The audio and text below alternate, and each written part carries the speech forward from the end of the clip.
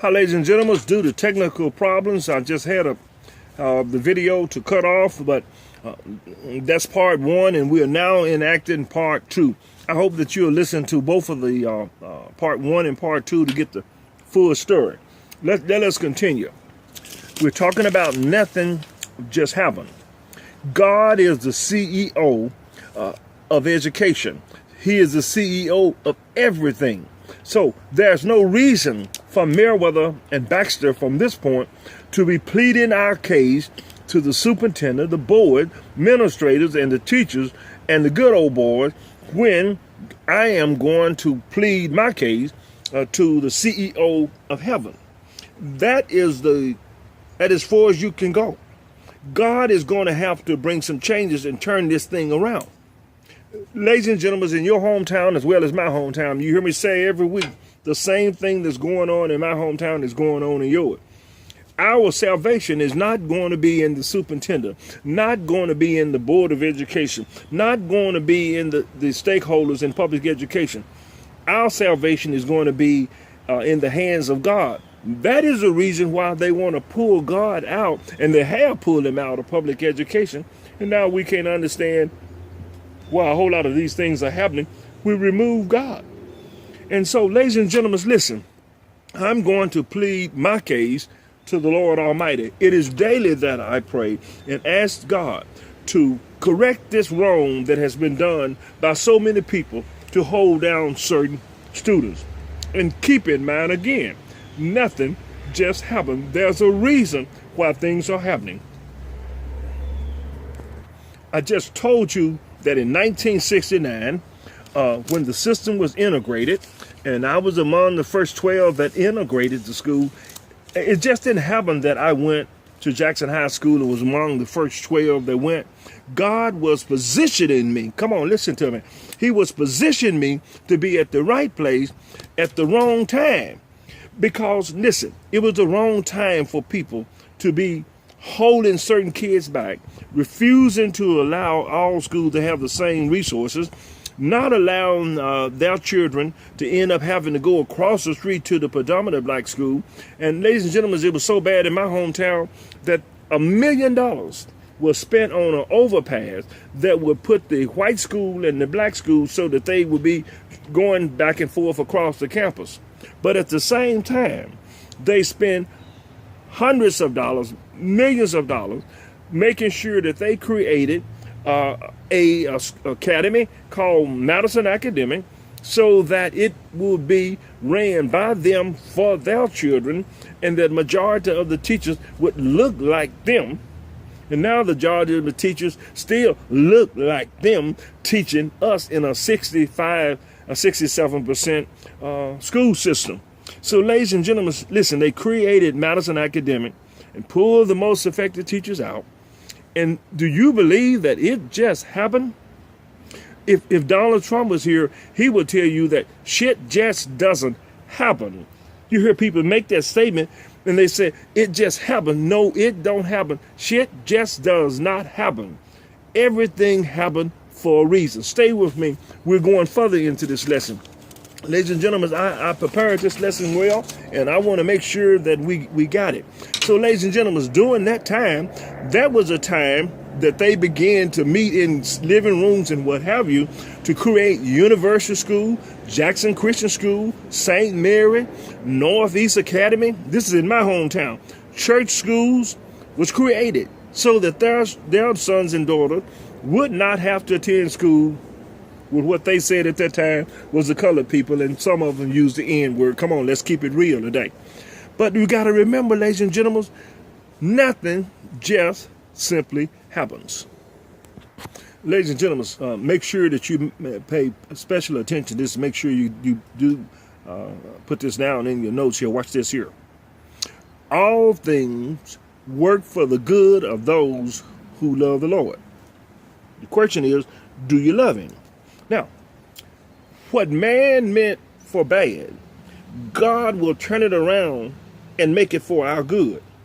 Now, those of you who believe that Please join Reverend Baxter now, because I believe that we're now in the turnaround time, that God is in position to turn this thing around. But now listen, it's going to take believers. The non-believers, it doesn't matter. But listen, if you're a believer, you got to believe that all things, if you go to church every Sunday and pretend that you're a Christian and everything, it's time now that you quit pretending and be a real Christian and believe that all things work for the good of those who love the Lord. Now, I believe it. It's up to you whether you believe it. I believe that all things work for the good of those who love. So all of the negative and the bad things that they did to prevent our children of color and the poor white kids and Mexican and Puerto Ricans from getting a quality education, then God is going to turn that around, and what they meant for bad, we're going to rise above that. I think Michelle Obama said it so well. When they go low, then we got to go high. We got to change things. Nothing, ladies and gentlemen, just simply happens. If you think that God has forgotten our children, the answer is no. For one moment, you believe that God has forgotten about our children. Nothing just happens. When the system closed schools in our neighborhood, that was by design. It wasn't that it just happened. Nothing just happens. Stay with it. These are schools in my hometown. And I'm talking to people across the spectrum, and they're closing schools all over, especially down in Memphis, Tennessee, Nashville, Tennessee, and everywhere else. But in my hometown, when the so-called leaders allowed Jackson Central Mary, Whitehall Elementary, West Middle School, and soon Lincoln School to close, do you think that this just happens? No, nothing just happened. All of this just happened, and church folks says nothing will become of it. Yes, something will become of it. Nothing will become of nothing if you don't do something about it. I don't quite fathom this. Reverend Baxter received from God a vision to have a Christian academy at the Lincoln School thing, and I was told by several people that the plans are to bulldoze Lincoln School down. Another school bites the dust in our neighborhood. Reverend Baxter has been instructed by God that that ground should be preserved. That school should be preserved for Jackson Christian School. In my spirit, he instilled this in my mind, that the name of the school should be Baxter Christian Academy. Nothing just happens. So, ladies and gentlemen, here we have a man of God wanting to establish a Christian academy for our children in a black neighborhood, in a predominant black school system. It's black now. Ladies and gentlemen, there's 328 students there. Less than 10 of them are white. It's already. Now, we spent all of that money integrating schools for us to be integrated all together. And those that's not integrated are being taught by all white teachers and people in the community, sororities and fraternities and federation and civil rights organization and faith-based community is not saying anything, and is reverting back to 1969. So, ladies and gentlemen, why was millions and millions of dollars spent to bring us together? And then they came up with White Flight. White Flight was where they even went to the doctor and had their doctor, who was also a church member, to write an excuse while Melanie couldn't mentally function in a predominantly black school or attending school with black kids, and they pulled them out and put them in schools where they designed, where the majority of the people that was going there didn't look like me and Reverend Baxter. Nobody said nothing then. We just continued to scratch and itch where we wasn't needed to be itching and scratching and shaking hands. How you, Mr. So-and-so? How you doing there? I thank God every day that I am a free man and I don't have to kiss nobody's butt in order to make it. I am retired. I'm independent. I'm connected to God. I'm doing his will. I don't have to listen to no man. I only listen to God. And ladies and gentlemen, oh, what a feeling it is that every morning when I get up and I look in the mirror and I say, look at you now. Look how blessed you are. And I want to take my blessings and I want to run for school board and to help all children, in particular, children of color and the poor whites, Mexican, and those people that the others have walked away and said, well, we don't know how it happened. Nothing just happens. Ladies and gentlemen, all of this that I'm talking about just didn't happen. And church folks are saying they don't understand.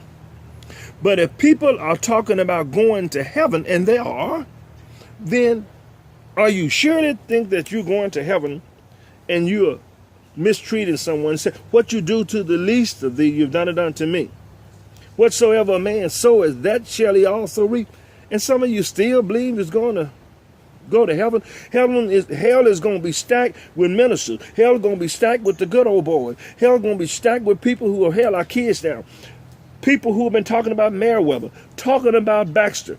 They weren't talking about me, ladies and gentlemen, until I started to want to try to do something to help all children. Then all of a sudden, and I had just here recently, a minister of God sent me a text message telling me that I'm blaming too many people, and I'm blaming the faith-based community, and the reason I'm blaming them because I'm unhappy. What the hell have this got to do about whether I'm happy or not? And my question to him is that, are you a psychologist, a psychiatrist, a psychotherapy? What? It's nothing but the act of the devil, turning it around on Meriwether. It's not Meriwether. Don't get upset because I said that as a whole, now there are churches in my community and in your community that are doing something. But as a whole, the religious and faith-based community is not doing anything except creating schools inside their churches and their children attending private school. But now I got this brother who also says he called by God, tacked in Meriwether. But ladies and gentlemen, if he's out there and he's in class and one of you may be him, I want you to know that it rolled off of me like water on a duck back. It did not affect me. Immediately what I started to do is what the devil didn't want me to do. And I just immediately started saying, in the name of Jesus, Lord, I pray for this brother. That's how you do it. You don't talk about him. You don't badmouth him. You pray for him. So, brother, I'm praying for you.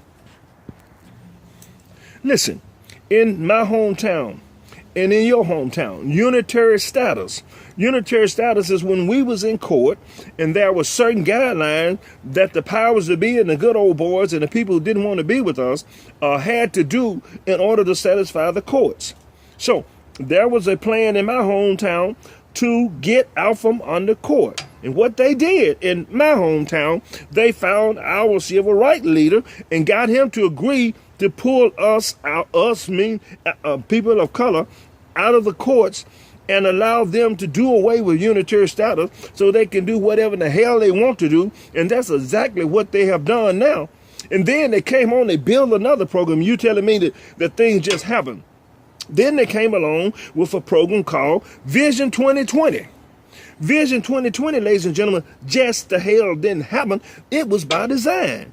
They selected certain superintendents to make sure that they got us out of unitary status, that they got us through the Vision 2020, and Lord knows what they planning on doing next. Nothing just happened. Tell you what we do, ladies and gentlemen, do what I said in my subject matter today. Let them walk.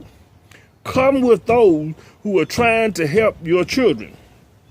They even trying to tell you, don't listen to Professor Meriwether. Don't listen to Professor Baxter. And some of you crazy enough in the hell is just to do it. And start sending me texts talking about, I got a problem. You got a problem and you don't want to recognize it. I got a problem. My problem may just be you. All right, students, let's keep rolling. We're on a roll here. When Joseph was put into the tomb by his brothers, they saw Joseph as a problem for them. When the system refused to educate our children, they saw them as a problem. When they failed to provide for all children by having an effective teacher, they saw us as a problem. When they failed to make all schools equal, that was because they saw the black child as a problem. When they failed to provide some of the resources to all of the schools, they saw that as a problem for us. They saw our children as a problem. When they didn't allow all the children to read, write, and do arithmetic, that's because they knew that if we learn to read, going back to slavery now, the reason that Master didn't want us to read, he knew that if we learned to read, we could read as well as they are, and we would know what the hell was going on, and we would be a problem. So here it is in the 21st century, watch this, that if we let those minority students learn how to read, write, and do arithmetic, they will be competing with Melanie and Todd, and we'll have a problem. And my God, forbid that we look up and then there's a U-Haul truck pulling next to us and out-jump the Negro children. So the same thing that's been depicted on movies and stuff is, ladies and gentlemen, still really happening.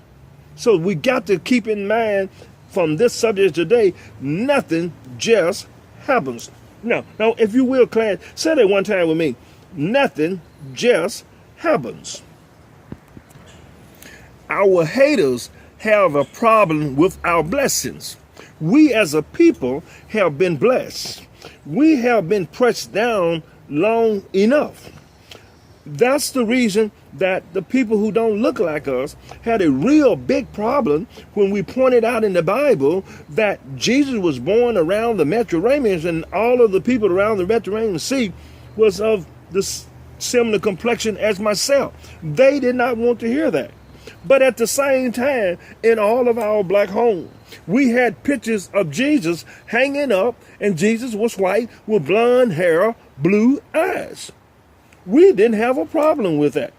But the moment that we start saying that we're going to make sure that the history be corrected, Jesus is of the black color, then they did not want to hear that. So they did everything. Ladies and gentlemen, I'm here to tell you that God is the color of all of us. Red, black, yellow, blue.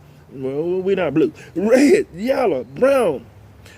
God is the color of all of us because he said he's made in the images of. But we got some of our so-called leaders and some of our so-called Christian friends, they don't want to make that statement in their church, that God is of all colors. He said he's created in our image. If he's created an image, then God looks like the black child. God looks like the Mexican child. God looks like the Puerto Rican child. But Professor Meriwether will talk about it in class, but they are not going to talk about it in class. So, ladies and gentlemen, if they do not want to work with us, let them the hell walk. Let's create our own school, educate our own kids, and let's build our own banks, and then let us have our own laundries. Let us start making our own cars. You can't envision that, Brother Meriwether. I can't do that. I can't see that. Well, if you can't see it, then hell, you can't create it. But I see it, so why don't you join me and let's have our own things in our community. Let's go back very briefly again to Joseph in the pit. His brothers saw him as a problem. Some people have placed our children in the pit because they see them as a problem. Now others are trying to remove them from the pit because they see the children as an answer, as Meriwether and Baxter, with God seeing our children as the answer. Baxter and Meriwether has the vision to see that the children are the answer. We say our children is our greatest resource. Are we saying only certain kids are our future, our resources? No, all children are our resources. Listen, ladies and gentlemen, we don't have a problem in education. We have an opportunity. Why don't you join the bandwagon of Professor Meriwether, Professor Baxter, who has some plans by design, as they did, to make sure that we design schools and we design our teachers to look like us so that they will be in the presence of people who look like us, and we can inspire them that when they go low, that we go high, and just continue to remember that things just doesn't happen. Ladies and gentlemen, let me read you this little story. A family was about to take pictures, but the room was too dark and they did not have enough light. So the little 6-year-old girl got up and she ran, and when she ran, and she went and got a flashlight and held it over the group. So they were standing there, and the little girl was standing there holding the flashlight on the group. And they said to Mackenzie, come on, you're not going to be in the picture. And Mackenzie says, I don't want to be in the picture. I want to hold the light. And so, ladies and gentlemen, listen to this. I want to hold the light. Sometime you are not supposed to be in the picture. Sometime you are supposed to be the one that's holding the light. So Reverend Baxter and I are not the one that's supposed to be in the picture. We are the one who's holding the light to shine on the problems of public education. And you're asking us, like my friend is asking us, why don't you cut the light out? We got called, tell Brother Meriwether, lighten up on them. Lighten up on them. You should have been joining Meriwether and listen, turning on the light. Reverend Baxter and I are the ones in this community who's turning on the light. And we're asking you to get your flashlight and join us.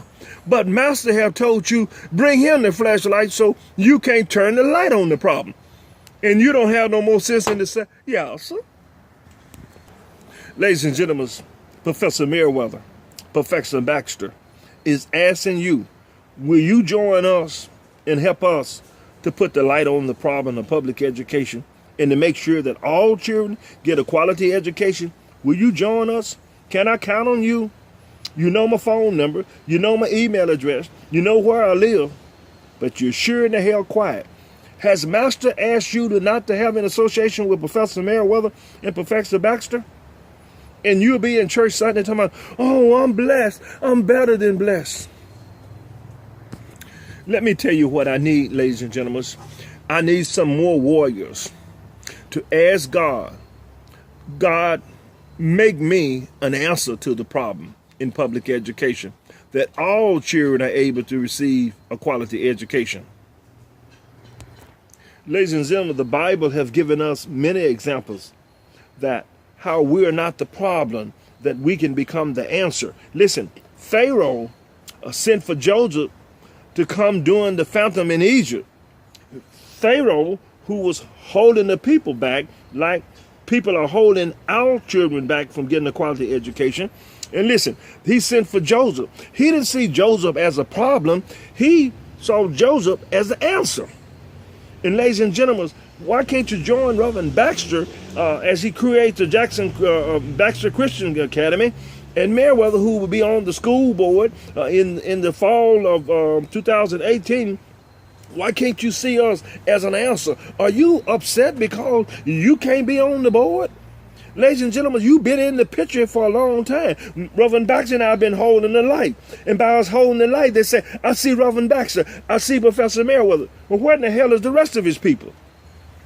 Reverend Baxter and I see you joining us as the answer, not as the problem. Ladies and gentlemen, again, I say to you, nothing just happens. I'm reminded that in grade school, they teach us addition.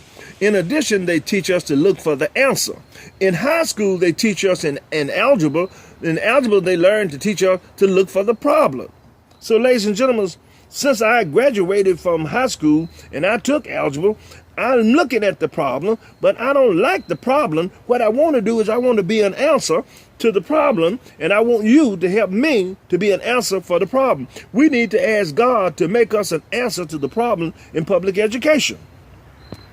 Stay with us. Stay with me. I'm going to go back and talk a little bit more about Joseph. Come on, you know the story. Joseph, before he went to meet Pharaoh, he shaved himself and he changed his garment. Before we can ask God to help us to change the face of public education, we need to shave some of the things off of us and change our garment. What kind of garment you talking about, Brother Mayor? The garment of doubt, the garment of unbelief, making excuses, not willing to work together, talking about Professor Baxter and Meriwether, and say to God, God, make me the part of the answer and not the problem. That's what you need to be asking God. Again, God, help me to be a part of the answer as Brother Meriwether and Professor Baxter are.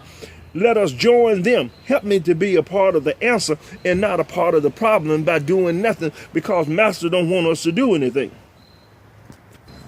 Ladies and gentlemen, watch this. Unbeknown to me, going to Lincoln School, Mary Junior High School, giving my life to Christ, being among the 12 students who integrated schools, going to Jackson Junior High School, going to integrate Jackson High School, going to Tennessee State, leading to get married, then going to Lane College, working a year in a factory, raising a daughter, working 13 years in juvenile court, establishing the first alternative school, going through a very bitter divorce, going through, I lost my thought there, going through the death of my parents, going through the death of my aunt and my uncle and my cousin, cousin Brady, losing my best friend to illness, turning the church folks turning their back on me, and the so-called friends turning their backs on me, some family members turning their back on me, losing everything in a bit of divorce, sometimes going without food because of the bit of divorce, spending a year writing a book, Enough is Enough, retiring from the school system, walking away from a system at age 54, leaving a $72,000 a year job, moving on in several directions, being completely healed, with a house and money and cars, being completely blessed. But ladies and gentlemen, look at this. In spite of all that happened, God was positioning me to be who I am and what I am today. And I really could care less.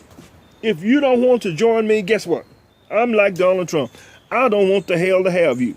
I only want people who want to join because they have an inner spirit.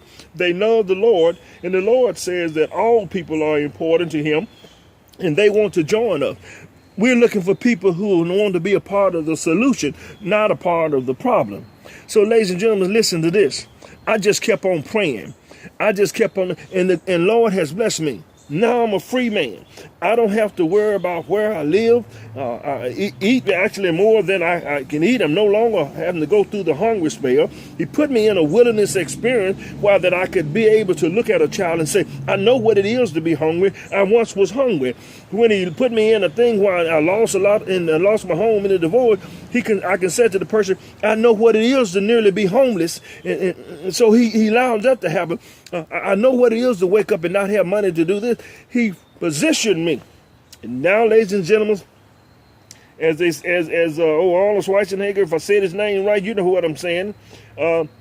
I'm back. I'm back now because he blessed me. Now I will do his will. I wish you would join me. But if you don't, that's fine. So all of these things that happened, it just didn't happen. It happened for a purpose. God was positioning me to be where I am now. He was preparing me for the Jackson-Madison County School Board. He was preparing me to write a book on the public education. I spent a whole year writing that book. I went through a whole lots of things for doing them 7 years of Phantom. But now I'm back and I'm blessed. And you can either join me or you don't have to join me. I want you on the bandwagon. But you don't want everybody on your bandwagon, because you get everybody on your bandwagon, it gets loaded down, and some of them not with you. So everybody who said they're with you, they're not with you. But I want some people who are with God's people. Don't worry about being with Meriwether. I'm just an individual. But be about the plan that God has for you. Watch this, ladies and gentlemen. I kept praying to God to make me a part of the answer. And today, students, I want to say to you that I'm an answer to a problem in public education. I worked on the outside trying to improve public education, and it just didn't work. God is taking me to another level. Now God is preparing me to be the next school board member from my district. Ladies and gentlemen, I didn't live in this district that I'm living in now. I've lived in 4 or 5 places. But isn't it strange? God is an awesome God, and he does strange things. But when God show up, he always show out. Unbeknown to me, I ended up back in the same district where I started as a child. Now the elementary school that I attended is now in my district, And I'm fighting to help Reverend Baxter to make it a Christian academy. And I'm fighting for the schools in the district where I live there. And ladies and gentlemen, God is changing things and turning things around. You got to just allow him to do it. All those things that I just mentioned, it just didn't happen. It was by design from God. So ladies and gentlemen, get with the program. Ladies and gentlemen, the clock on the wall says time for me to get out of here. Let me leave you with a few words of scripture and a food for thought, and then we're going to conclude class. Ladies and gentlemen, God have asked all of us to love thy neighbor as thyself. Who is thy neighbor? Not the person on your left or on the right. Our neighbors is all of the people that God wants us to help. I want you to, when you get out of class and sometime over the course of the weekend, read St. John, the 14th chapter and the 21st verse. Whosoever has my commandments, and obey them, he is the one who loved me. Did you get that? Whoever has my commandment and obey them, God is asking you to obey his commandment. He is the one who loved me. He who loved me will be loved by my Father and I. And I will love him and show myself to him. Since I kind of stumbled over there, let me try it again. Whosoever has my commands and obey them, he is the one who truly loved me. That's what God is saying.